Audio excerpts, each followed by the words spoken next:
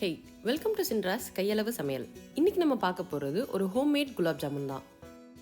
இதுக்கு 1.5 கப் பால் பவுடர் எடுத்துக்கோங்க. அதோட 1 கப் மைதா சேர்த்துக்கலாம். இதுக்கு 1 டீஸ்பூன் பேக்கிங் பவுடர் போட்டுக்கோங்க. இப்போ இதில் 4 டீஸ்பூன் நெய் சேர்த்துட்டு இதை நல்லா மிக்ஸ் பண்ணிக்கலாம்.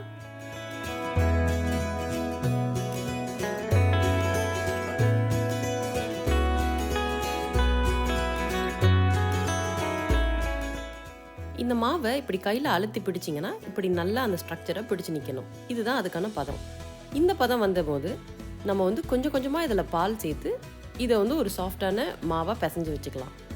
ரொம்ப நிறையா பாலும் சேர்த்துறாதீங்க. அண்ட் சப்பாத்தி மாவு மாதிரி ரொம்ப நேரம் போட்டு பிசைய வேணாம்.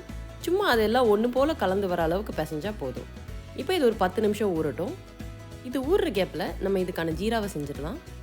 ஒரு கிண்ணத்தை அடுப்பில் வச்சு அதில் 1 கப்பு சர்க்கரை, 2 கப்பு தண்ணி இந்த பதத்தில் சேர்த்துக்கலாம். உங்களுக்கு இன்னும் இனிப்பாக வேணும்னா நீங்கள் 1க்கு 1ங்கிற பங்குலையும் சேர்த்துக்கலாம். இது நல்லா கொதிச்சு வரும்போது இதில் கொஞ்சோண்டு எலுமிச்சம்பழ சாறை போட்டுருங்க. இப்போ தான் அந்த பாகு திரும்ப கிறிஸ்டலைஸ் ஆகாமல் இருக்கும். இது ஒரு 5 நிமிஷம் நல்லா கொதிக்கட்டும். இது கொதிச்சதுக்கப்புறம் இதை எடுத்து இறக்கி வச்சிடலாம்.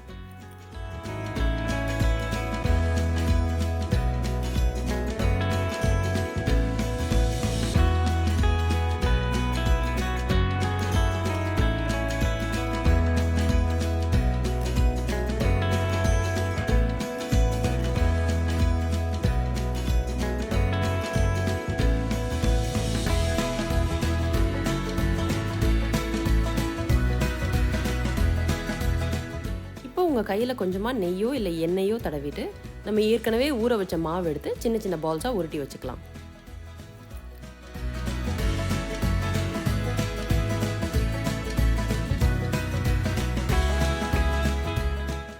இப்போ எல்லா பால்ஸையும் உருட்டினதுக்கப்புறம் நீங்கள் ஒரு சட்டியை அடுப்பில் போட்டு அது நல்லா காஞ்சதும் அதில் தேவையான அளவுக்கு எண்ணெய் ஊற்றிக்குங்க.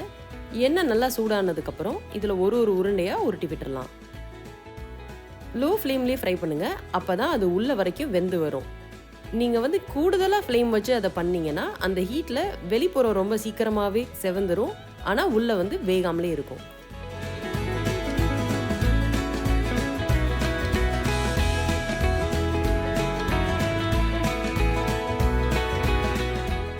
இது நல்லா பொன்னிறமாக செவந்ததுக்கப்புறம் இதெல்லாம் அப்படியே எண்ணெயிலேருந்து எடுத்து நம்ம ஏற்கனவே செஞ்சு வச்சுருக்க சக்கரை பாகில் சேர்த்துடலாம்.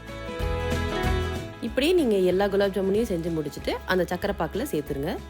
சேர்த்ததுக்கப்புறம் இதை நைட்டு ஃபுல்லாக ஊற விடுங்க. இது நல்லா ஊறினதுக்கப்புறம் தான் அது டேஸ்ட்டு ரொம்ப நல்லாயிருக்கும். இந்த ரெசிபியை நீங்களும் ட்ரை பண்ணிவிட்டு எப்படி இருந்துச்சுன்னு கமெண்ட் செக்ஷனில் சொல்லுங்கள்.